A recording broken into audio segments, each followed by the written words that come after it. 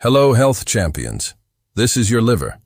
And if you don't take good care of it, it can develop into fatty liver disease, cirrhosis, and eventually liver failure. Your liver performs more than 500 essential functions and is the #1 organ responsible for cleansing your toxins. In the past, all fatty liver disease was caused by alcohol. But chances are if your liver is fatty today, it's because of the foods you've been eating. I hear so often that people are frustrated with all the conflicting information out there, and there are several YouTube videos on this topic, but I find them all inaccurate and incomplete. So in this video, I'm going to help you understand how it actually works so you can take care of your liver and stop being confused. But first, we need to talk about what not to eat. Here I'm going to talk about some of my recommendations, but I'll also address some myths and misconceptions. So when I did my research, the first thing I found in many places was sodium. They tell you to avoid salt because it contains sodium, and sodium causes fluid retention. This is true in a sense because water follows sodium, but it's only true that it causes fluid retention if you can't regulate your sodium. If you have a hormonal imbalance, an endocrine tumor, or kidney failure that prevents you from regulating sodium, it's important to limit your intake since your body can't process it properly. However, most people don't need to worry so much about sodium, which is also not linked to fatty liver disease, so that suggestion is flawed. Moving on to added sugar, it's recommended to avoid it. I couldn't agree more because added sugar will increase fat in the liver, and we'll talk a lot more about that. So a big thumbs up for that. The next thing we see a lot is red meat, and they tell you to avoid red meat because it's high in saturated fat. Well, it does have saturated fat, but that's not a problem. And we'll talk about that in a moment. So that statement is also incorrect. And there was also a lot of mention about avoiding fried foods. They say it's bad because it's high in fat and calories. Now, I'm putting a question mark on that because they're right. Fried foods are mostly bad because they use poor quality oils.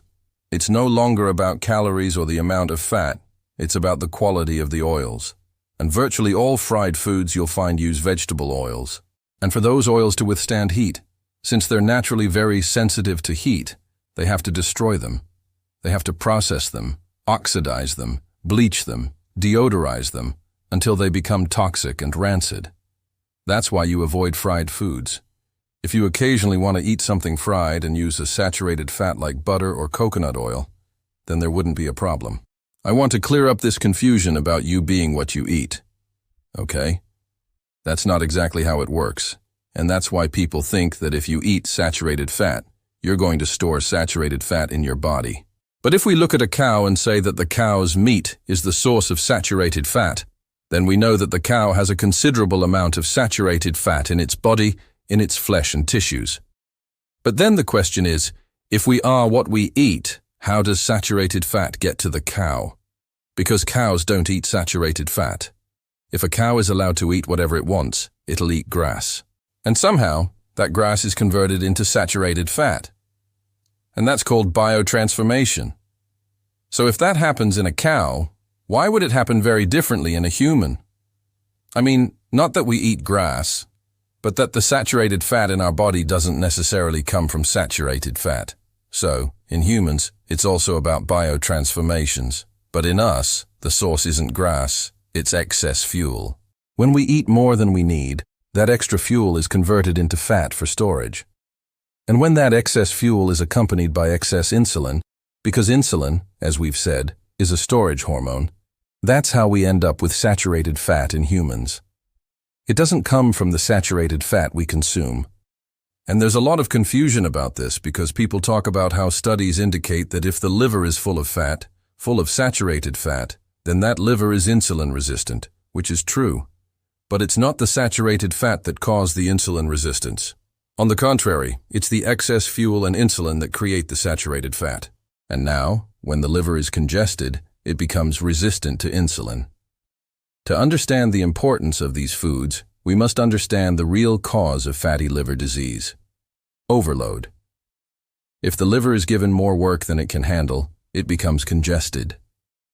This happens because it must process substances that no other cell in the body can handle. If all cells could process them, they wouldn't be such a burden. But because everything falls on the liver, it quickly becomes clogged. And the first thing everyone knows about alcohol is that it's a regulated substance. It's restricted. They don't want us to drink too much. We don't give it to children and so on. But very few people know about fructose. They've heard something about sugar. They know sugar is bad. But the real reason it's so harmful, why white sugar is so harmful, is that 50% of sugar is fructose. So if you consume 100 grams of sugar, which is common daily, you're ingesting 50 grams of fructose, which will saturate the liver. The third function that only the liver can perform is to process toxins and eliminate them. And if the liver is already busy with alcohol and fructose, it's now overloaded and won't be able to process those toxins effectively. Therefore, those toxins also accumulate. And the fourth aspect we need to understand is insulin. Now, insulin is the least important player in this. Insulin doesn't necessarily cause fatty liver, but when the liver is already fatty and we lead a lifestyle that maintains high insulin levels, insulin now aggravates it, makes it worse. Insulin is a storage hormone, so it's going to prevent fat burning in that liver and perpetuate insulin resistance. So we can't cleanse a fatty liver if we still have high insulin levels. And now that we understand the real causes, it's pretty easy to know what to avoid, what to really avoid. And the first, of course, is alcohol, because we all know it causes liver failure. But again, the second is sugar, and we want to avoid all types of sugar, both added and natural, because people have this misconception that added sugar is very different. And it isn't. It just changes the amount. We concentrate it, and so the amount accumulates faster. But even if it's a natural sugar, and you eat a lot of fruit, if you finish the watermelon, bananas, mangoes, and pineapple, thinking you're doing yourself a favor by eating natural fruit, then you're wrong, because it all adds up. And you can still consume 100 grams of sugar, or even 200 grams of sugar from fruit. And then you have to realize that fructose is the same. The liver doesn't care whether it comes from natural or added sugar. It's still fructose, which only the liver can process. So, a few, no problem. But don't think fruit is this panacea you'll eat non-stop. The next thing we should avoid is starches, because starches are made up of glucose. That turns into blood glucose, which stimulates insulin. And as we said, without sugar in your life, you can tolerate some starches, some insulin, and some glucose. But once you have fatty liver, or are on the way to it, your insulin is too high, and those starches will continue to raise it. And this applies to both natural and processed foods. So processed foods are always worse because they've removed the fiber. They've made that starch absorb even faster. But there's very little difference between white rice and brown rice. White flour, whole wheat flour, is still almost pure glucose. And then you definitely want to avoid foods fried in vegetable oils, if they're so-called vegetable oils. You know, that's an oxidized and toxic oil, and that's the reason to avoid it. It will definitely damage and strain the liver. And the last thing we need to understand is that many people say, well, look at me, I eat some starches, I eat some rice, I eat some potatoes, and I'm fine. And that's true. And we have to understand there's a big difference between reversing a condition and maintaining health. If you're insulin sensitive, you can manage certain foods, including starches. But if you're looking to reverse conditions like fatty liver with high insulin levels, you need to be more strict. You need a more rigorous regimen than someone who just wants to maintain their insulin sensitivity. When it comes to the whole grains that appear on every politically correct food list, one might ask, are they really healthy? Do they qualify as superfoods? Well, most of the time when they promote whole grains, all they say is that they're better than... And better than what? They're a little better than sugar and white bread. And that's not saying much, is it? Because we all know that sugar and white bread are about as bad as it gets. So if something is a little better than sugar and white bread, that doesn't make it a healthy food. In fact, grains have some fiber and protein, but most of it is pure glucose. They break down very quickly, and that glucose turns into blood glucose and stimulates insulin, causing those blood sugar roller coasters that really aren't advisable. To make matters worse, grains are one of the top allergens of all foods. There are so many people. Most are sensitive to wheat, many are sensitive to gluten. Many people are sensitive to rice and oats, among other foods. But it's very, very common. So for this reason, we're going to mark these foods with a big red X in general. But especially when it comes to reversing a fatty liver, whole grains aren't going to help. So I'm going to put a little question mark on that. Still, because if you don't have a fatty liver, if you're insulin sensitive and you tolerate grains well, then you can probably have some, right? Now, don't go overboard and don't think modern wheat is a good food for anyone, but maybe you can have some. Just don't think of it as something that will reverse fatty liver disease. Now, although the title of this video is about superfoods and it's a very, very popular concept, people are freaking out about that idea. I want to clarify a few things, and I have a real problem with the word and concept of superfood. So, one question is, if we took a vitamin, would it be possible to undo a poison? Let's say we're exposed to mercury, and we're exposed to it daily. Is there a vitamin we can take to be truly healthy? No, there isn't, because as long as we have that exposure, we're going to get sicker, and maybe that vitamin can help us tolerate it just a little bit better, but we won't be healthy until we stop being exposed. Same thing. If we have a lake, could we add something to reverse the toxicity of that lake? If all the fish were dying and floating belly up, could we add a vitamin or an antioxidant and suddenly those fish would be healthy again? No. If we keep putting toxins into that lake, there's nothing we can add that's going to make those fish clean and healthy until we stop exposing them. So when we talk about superfoods, we're missing the bigger picture because we get the idea that there's something miraculous, like a drug that's just going to stop things. They're going to protect me, right? There's no such thing. Now, I think the only reason we even consider the notion of a superfood as a remedy is that we've been indoctrinated. We've been conditioned for decades to think in an allopathic model. And what does that allopathic model say? It says if we have a symptom, we can take something for that symptom. So we have a symptom and we take a remedy. Now, that's going to have an effect. So with that remedy, we now get relief. And they make us believe that this will fix everything. But if we understand that this symptom only occurred because something isn't working, then we also understand that this remedy won't actually improve anything. Because that symptom arose because something was missing or something was interfering. And that remedy isn't going to provide what's missing. And it isn't going to eliminate what's interfering. It's just going to stop the symptom. It's going to block the signals. So now that we block the signal with the remedy, we get relief. But we continue to have ongoing dysfunction because nothing really changed. We didn't make anything work better. So we have dysfunction and we have some damage. Because when something isn't working, the damage being created will continue to be allowed. And that's why there's no such thing as a superfood. Because whatever's going on, whether it's a symptom or fatty liver, we can't simply take a remedy and allow the damage to continue. We have to do something different. And this is where the holistic model comes in. In the holistic model, instead of the symptom and the remedy, what we do is address the root cause. Okay? When we address the root cause, we're addressing the real problem. So if something's missing, we provide it.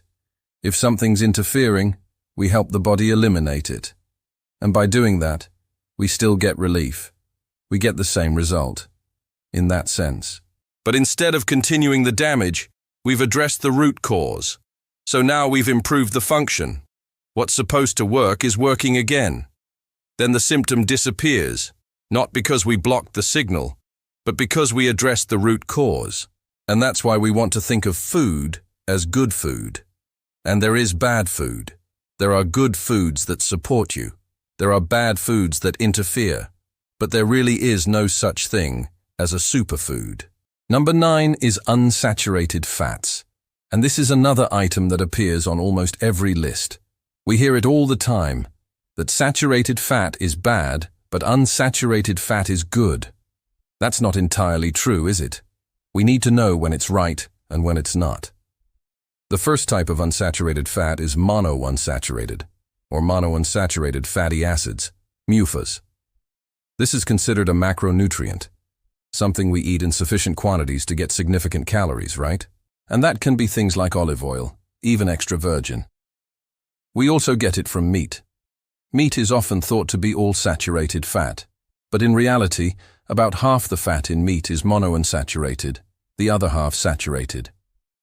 It's similar in humans, where we store energy, and about half of our fat is monounsaturated. So up until now, they deserve a big green tick, since monounsaturated fats are very beneficial for us, as long as they're minimally processed. That's why we talk about extra virgin olive oil.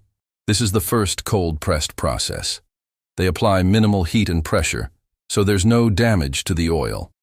Now, the other type of unsaturated fatty acid is called polyunsaturated, and this is where the confusion arises. Monounsaturated fatty acids are relatively stable because they have only one point in the molecule that is flexible, that is, unsaturated. Polyunsaturated means there is more than one unsaturated bond, resulting in a highly wavy molecule. This makes it quite unstable. Therefore, these molecules, which are very unstable and reactive, undergo a very severe process. This turns them into oils suitable for frying foods and salad dressings that don't have an unpleasant taste. And now, these oils become toxic, oxidized, and highly inflammatory. So as long as you get your unsaturated fats from things like olive oil and meat, you're fine. But when you fall for the common recommendation to use more vegetable oil instead of butter and saturated fat, that's a big mistake because you're turning this polyunsaturated fat into a macronutrient, and it's highly oxidized and inflammatory. So for that part, we're going to put a big red X. Number 8 is soybeans and other types of beans, and these also appear on almost every politically correct list, with phrases like, "This can help with such and such," or "It's associated with," and so on. And when they say you should eat beans, and mention that they can help with things like blood sugar and insulin resistance, we're back to the argument they use with white bread, saying that beans are better. Yes, I agree. Beans are better than grains, for example, but that doesn't mean they're a good food. Besides, virtually all soy in the world today is genetically modified. And, as we discussed earlier, allergens. Soy is one of the most common allergens. It's one of the things most people are sensitive to. If you're sensitive, then it triggers inflammatory reactions and is very counterproductive. So, I'm going to put a question mark and an X on that, because I do not recommend soy to anyone unless you get something like organic tofu or miso. But if you're insulin sensitive and want to eat lentils or other types of beans and can tolerate them, then that may be fine. But if you have insulin resistance and fatty liver, then beans aren't going to help you. Number 7 is oats. It appears on many lists, and we often hear phrases like high-fiber foods like oats. So they're lumping things together and generalizing without really understanding why it would be good. If there's research suggesting that oatmeal could help with blood cholesterol because it's better than white bread, now oatmeal becomes a healthy food. So it's not the worst thing. It's one of the best grains to eat, but it's still almost pure starch, which breaks down and converts easily into glucose. Many people are sensitive to gluten. If you don't buy certified gluten-free oats, you're likely to find traces of gluten in the package. Even with certified gluten-free oats, there's the potential for cross-reaction, which can be problematic for those with gluten sensitivity. The identifying markers on the oat molecule closely resemble gluten. So, once the immune system is activated and confused, many people will now also begin to react to oats. But like I said, it's not the worst food. Many people tolerate it quite well. But if you're going to eat oatmeal, make sure it's steel-cut oats, because steel-cut oats are the whole grain. It's going to be broken down and absorbed fairly slowly. It's going to contribute to glucose much slower than highly processed oats. And if you're eating instant oatmeal, it's only slightly better than gummy oats. So, overall, I'd give it a red cross if you're trying to reverse liver disease. But if you're just looking at it in general and it feels pretty good to you, then it's not the worst food you could eat. Number 6 is coffee, and there's been quite a bit of research done on coffee. But all the reports say things like it could be protective against non-alcoholic fatty liver disease, and they use phrases like associated with. But I couldn't find any indication of a mechanism anywhere. Exactly. Coffee is said to be beneficial, but many people don't know the reasons why. This leads me to wonder, what are they comparing coffee to? What did those who didn't drink it actually ingest? When studying 1 million coffee drinkers, the question arises, what did those who didn't drink coffee choose to drink instead? So, it seems that coffee is simply superior to other options. And coffee drinkers will likely choose to avoid soda, sweetened tea, and other similar beverages. I'm not against coffee. I drink it myself, and I don't consider it harmful. I've never found any solid arguments against it. If you have weak adrenal glands, drinking 6 cups a day isn't recommended. But most people can enjoy 2 cups a day and be perfectly fine. Don't consider it a superfood that will reverse fatty liver. Number 5 is walnuts, and in my opinion, they're a good food. They're high in protein and fat, low in carbs, and as such they're really no different than most other nuts, especially things like macadamias and pecans, which are some of my favorites. And when you have something low in carbs and high in fat and protein, it's going to be satisfying. It's going to help you lower insulin and reverse insulin resistance. So, in that sense, I'm all for it. Just don't consider it a superfood that's going to fix anything. But again, when they include them in superfood lists and cite different studies, they're looking for some magic molecule that's going to start protecting you and reversing diseases, and it just doesn't work that way. So, in general, we give it a green tick because it's a good food. Just don't think more is better. Omega-3s are in 4th place. Returning to these polyunsaturated fatty acids, they are the ones we truly need. They are essential, but in minimal quantities and for specific reasons. An excellent way to obtain them is through fish oil, supplements, or eating whole fish. There is ample evidence explaining its mechanisms, and there's no doubt that it's anti-inflammatory. It reverses and attacks the root causes of many aspects of metabolic syndrome. So, when we talk about fatty liver, cardiovascular disease, or metabolic syndrome, it addresses the central mechanism in all of them. And that's why we give it a big green check mark.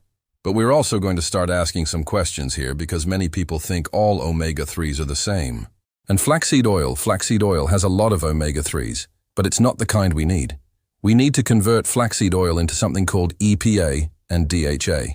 And the problem is, if you're super healthy, then you're reasonably good at converting flaxseed oil into EPA and DHA. However, if you're not that healthy, if you have a lot of oxidative stress and insulin resistance, you'll be worse off, as you'll convert less flaxseed into what you need. So, people who really need it won't be converting it.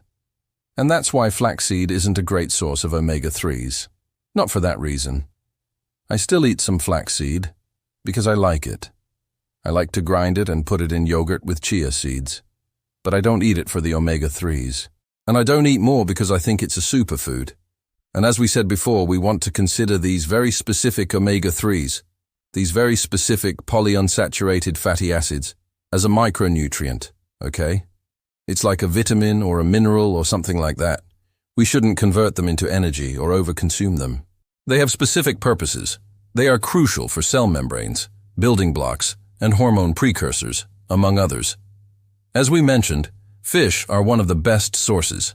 But if you eat good quality eggs, you can also get virtually all of your omega-3s, the right amount, from eggs. And if you don't have access to quality fish and eggs, then I would suggest taking a supplement. Number 3 is cruciferous vegetables. And cruciferous refers to the shape of the flower, which is like the shape of a cross in certain plants. And these plants have distinct phytocompounds, different chemicals in the plant, that actually help the liver in its detoxification processes. So these foods include things like arugula, bok choy, Brussels sprouts, and broccoli, for example. But they also include things like cabbage and cauliflower, kale, and even turnips. And when you tolerate them, well, you can eat practically everything you want. And the only one that would limit a little is the last one, the Swedish turnip, which is a root. So it has a little more starch, but it is processed very slowly.